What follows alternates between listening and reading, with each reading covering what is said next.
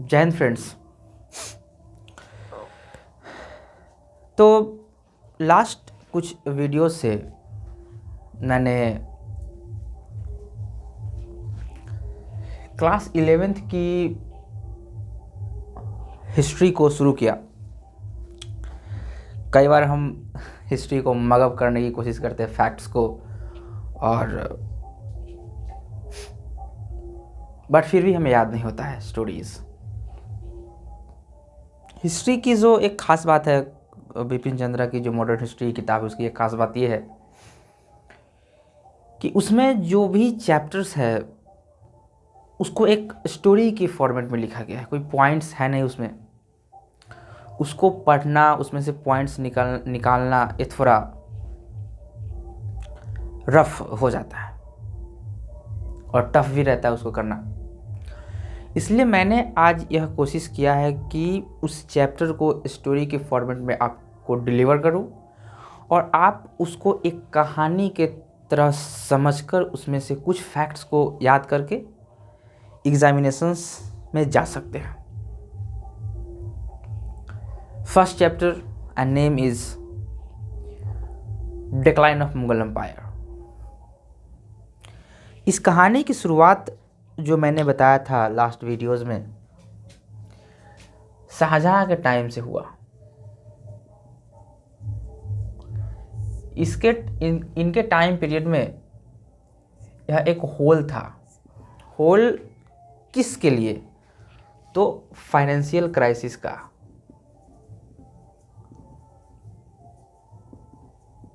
Financial crisis का। फिर औरंगजेब और ये होल ट्रांसफॉर्म हो गया पिट में। किसका? फाइनेंशियल क्राइसिस का। औरंगजेब के बाद 65 year age war of succession के बाद राजा बने बहादुर शाह, और ये पिट इस समय तक लेक और रिवर बन चुका था फाइनेंशियल क्राइसिस का।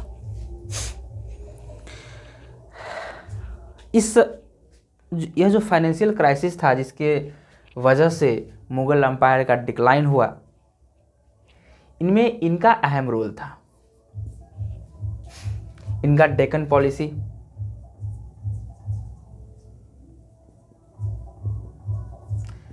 डेक्कन पॉलिसी यह था कि इंडिया में यह डेक्कन था और जो पहले के रूलर्स थे अकबर वगैरह, वो साउथ से ट्रेड करने के लिए, यहाँ वाले वे को यूज करने के लिए इन डेक्कन में रहने वाले लोगों से दोस्ती कर लेते थे। बट बाद में रहने वाले तुगलक और औरंगज़ेब ने इस चीज़ को नहीं समझा और इनसे झगड़ा किया और इस पर व्यर्थ का वर्षों बर्बाद किया, फाइनेंसेस बर्बाद किया, अपना मनी बर्बाद किया, और जिसकी वजह से इनके इकोनॉमी में क्राइसिस हो गया। और फिर बहादुर शाह के समय में इनके पास दो चैलेंजेस थी।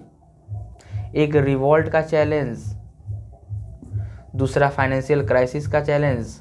और इससे ये रिकवर नहीं कर पाते हैं क्योंकि रिवॉल्ट जो कर रहे होते हैं वो जाट, बुंदेला, मराठा, राजपूत।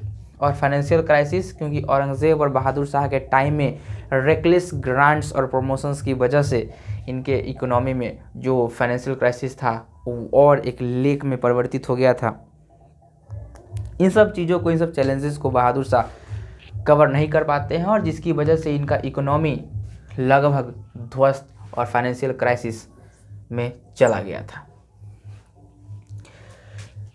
कहानी को और आगे अगर आप समझते हैं तो इसके बाद इनका पूरा एम्पायर एक गेम बन गया। गेम किस चीज़ का? थ्रॉन्स का गेम। गेम ऑफ थ्रॉन्स आपने देखा होगा, उसमें गेम होता है, थ्रॉन्स का गेम होता है, सिंहासन का गेम होता है। वही सिंहासन का गेम बन गया। किन के लिए? नोबल्स के लिए। बड़े मजबूत strong nobles of the time. एक था जुल्फ़िकार खान, जिसने राजा बनाया जहांदार शाह को। और एक noble of the time Sayyid brothers.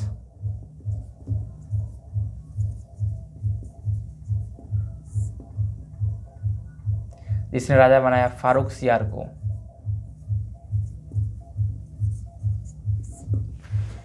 इन दो नोबल को समझते हैं। इन दो नोबल्स ने क्या किया, पूरे एडमिनिस्ट्रेशन को अपने कंट्रोल में किया और अपनी पॉलिसीज़ बनाए, रिवॉल्ट को कवर करने के लिए, फाइनेंशियल क्राइसिस को कवर करने के लिए।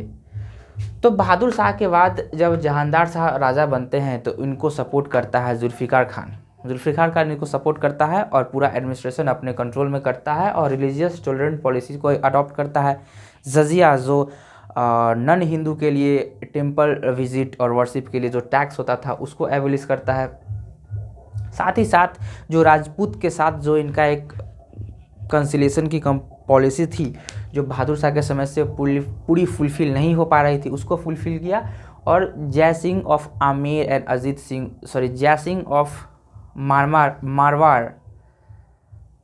जय Singh of Amer and Ajit Singh of Marwar, इनकी जो पॉलिसी थी राजपूत के लिए वो थी, राजपूत के लिए जो पॉलिसी थी, आमेर के राजा जय सिंह एंड मारवाड़ के राजा अजीत सिंह को इन्होंने टाइटल्स दिया। जय सिंह को टाइटल्स दिया मिर्जा राजा सवाई एंड अजीत सिंह को टाइटल दिया महाराजा अजीत सिंह। साथ ही साथ इन दोनों को इनको गवर्नर ऑफ मालवा और इनको गवर्नर ऑफ गुजरात बनाया। तो बहुत सारे एडमिनिस्ट्रेशन में पावर्स दिए, इन्फ्लुएंसेस दिए और टाइटल्स देने के बाद अच्छी पॉलिसी बनाया इन्होंने राजपूत के साथ। इसलिए कहा जाता है कि मुगल्स जो थे वो राजपूत के बोन मैरो थे, मजबूती से इनके पक्ष में रहते थे हमेशा राजपूत। और साथ ही साथ इन्होंने मराठा को क्या किया, मराठा हमेशा से चाहते थे कि उनको रेवेन्यू कलेक्शन और सरदेशमुखी और चौथ कलेक्शन के लिए करने दिया जाए। तो इनके समय में जुल्फ़िकार खान ने कहा ठीक है आप सरदेशमुखी और चौथ कलेक्ट कर सकते हैं, बट क्राइटेरिया ये होगा कि हमारे ऑफिशियल्स आप कलेक्ट करके देंगे। वही बहादुर शाह के टाइम में उनको ये कलेक्ट करने की अनुमति नहीं थी, सरदेशमुखी थी, चौथ नहीं थी। सरदेशमुखी मतलब 10%, चौथ मतलब 25% इन द रेवेन्यू कलेक्शन। उसी तरह सैयद ब्रदर्स जो थे इनको किंग मेकर्स कहा जाता है, इस इंडियन हिस्ट्री का किंग मेकर्स। 3-4 राजा बनाए इन्होंने।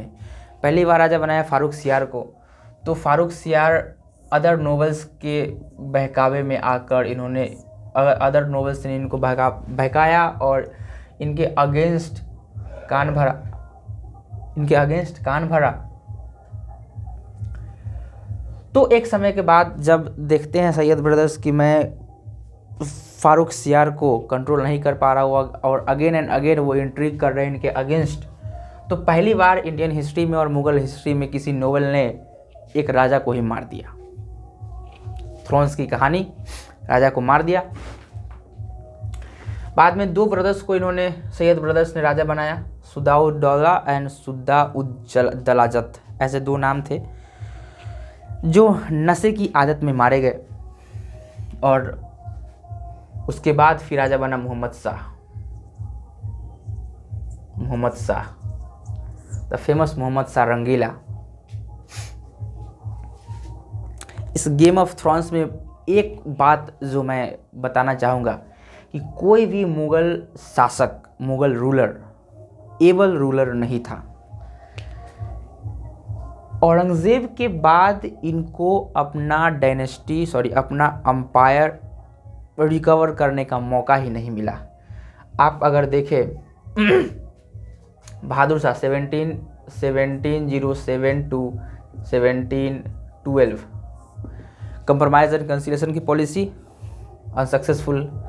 उसके बाद Farrukh Siyar was not a able ruler, noble के कंट्रोल में थे 1719 तक।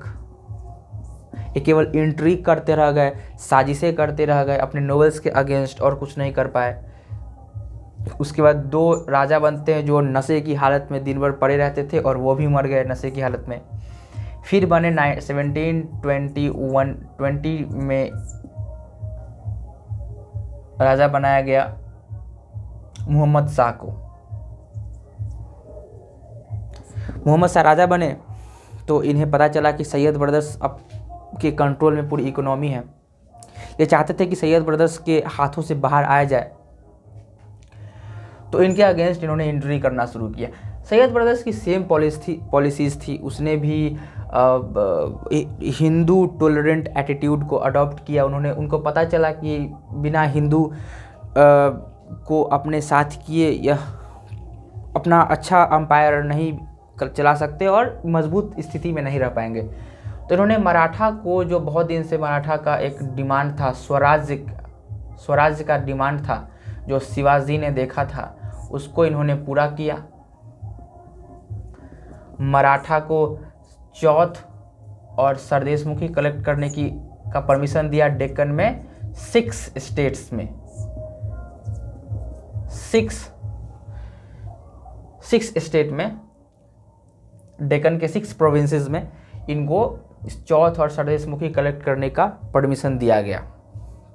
साथ ही साथ राजपूत की अच्छी इनके साथ राजपूत का अच्छा रिलेशंस था और इन्होंने राजपूत को बहुत सारे एडमिनिस्ट्रेशन में इन्फ्लुएंसेस भी दिए। तो इन्होंने एक अच्छा रिलेशन हिंदू चीफ्टेंस से बनाया। और क्योंकि जब मराठा को इन्होंने स्वराज दिया और सरदेशमुखी और चौथ कलेक्ट करने की परमिशन दी 6 प्रोविंसेस में, तो मराठा के किंग साहू ने इनको प्रॉमिस किया कि डेक्कन में ये इनको 15,000 आर्मी सेना से सपोर्ट करेंगे।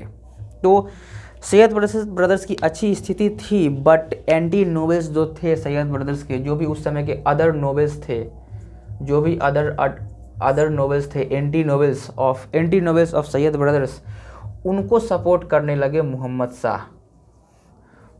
शाह द न्यू रूलर, जो सैयद ब्रदर्स के द्वारा ही बनाए गए थे। तो मोहम्मद शाह चाहते थे कि वो सैयद ब्रदर्स की कठपुतली नहीं बने और उनके हाथों से बाहर आए। अच्छा है, लेकिन इरादा गलत था इनका, और इन्होंने सैयद ब्रदर्स के जो भी एंटी नोबल्स थे उनके साथ मिलकर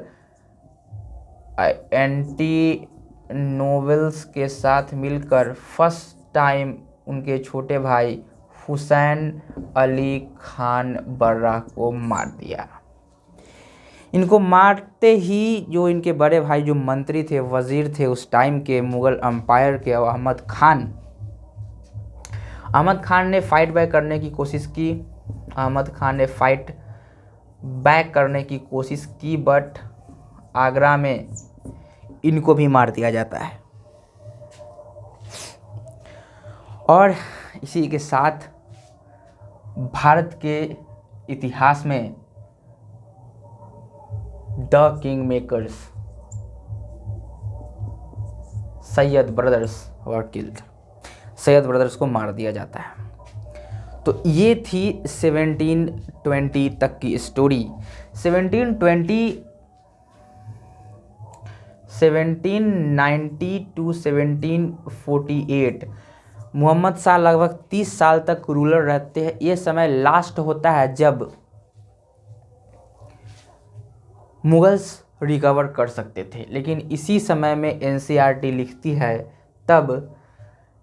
है कि मोहम्मद शाह जब एंटी रूलर्स के साथ मिलते हैं तो एंटी नोबल्स में एक आदमी होता है, निज़ाम अल मुल्क।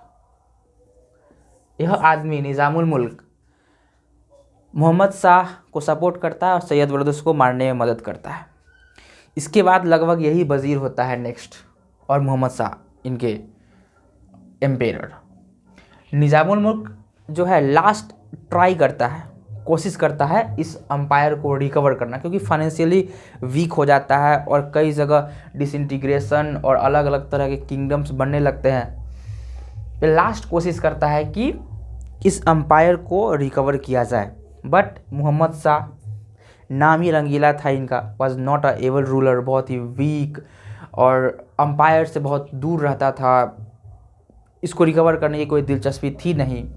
थक हार कर निज़ामुल मुल्क 1724 में एक ऐसा काम करते हैं जो अदर रीजनल किंगडम्स के लिए एक एग्जाम्पल से सेट हो जाता है। 1724 में ही relinquished the empire of Mughal and went to south में जाते हैं और हैदराबाद स्टेट का फाउंड करते हैं। हैदराबाद, कई बार क्वेश्चंस पूछा जाता है एग्जाम में कि हु फाउंडेड हैदराबाद, तो निज़ामुल मुल्क 1724 में हैदराबाद स्टेट को फाउंड करते हैं। और यह हैदराबाद 1724 में जो फाउंड करते हैं निज़ामुल मुल्क, यह पूरे देश के लिए एग्जाम्पल बनता है। और इसी के बाद अवध, कर्नाटक, मैसूर, केरला, बंगाल, ये सारे अपना अलग अलग रीजनल किंगडम बना लेते हैं। और यही एनसीईआरटी लिखती है, this was the real time from where Mughal empire declined. यहीं से मुगल अम्पायर का असली विघटन, डिसइंटीग्रेशन स्टार्ट हो जाता है। हम कई बार इसमें बहुत सारे चीज़ को जो अनवांटेड है उसको याद करने की कोशिश करते हैं, बार बार याद करना ही नहीं है कुछ, आपको इसमें से याद रखना बस ये 1724 Hyderabad state founded by Nizamul मुल्क, और इसमें उतना कोई इम्पोर्टेंट है नहीं। स्टोरी के तौर पर आप समझ सकते हैं, सीख सकते हैं कि किंग मेकर्स की स्टोरी क्या थी और what was the game of thrones, कि कैसे यह गेम ऑफ थ्रोन्स एक मजाक बनता है और जिसके कारण पूरा भारत ब्रिटिश के चंगुल में फंस जाता है। इसी के साथ मैं आज के इस वीडियो को ख़त्म करूंगा। डिक्लाइन ऑफ मुगल अम्पायर की चैप्टर में एक टॉपिक है causes of the decline of Mughal empire, और इसको मैं नेक्स्ट वीडियो में लूँगा और तब आपका बिपिन चंद्रा की जो यह किताब की जो फर्स्ट चैप्टर है डिक्लाइन ऑफ मुगल अम्पायर वह ख़त्म हो जाएगी। इस टॉपिक में अब तक जो मैंने डिलीवर किया, जो एक स्टोरी के फॉर्मेट में आपको बताने की कोशिश किया, उसमें अगर आपको कोई डाउट हो या कहीं आपको लगता हो कि कहीं कुछ ऐसा है जो आप नहीं समझ पाए हैं या कहीं कोई ऐसा डाउट, तो आप ज़रूर कमेंट करिए और बताएं कि कैसा लगा है वीडियो और बताने का तरीका आपको कैसा लगा। Thank you.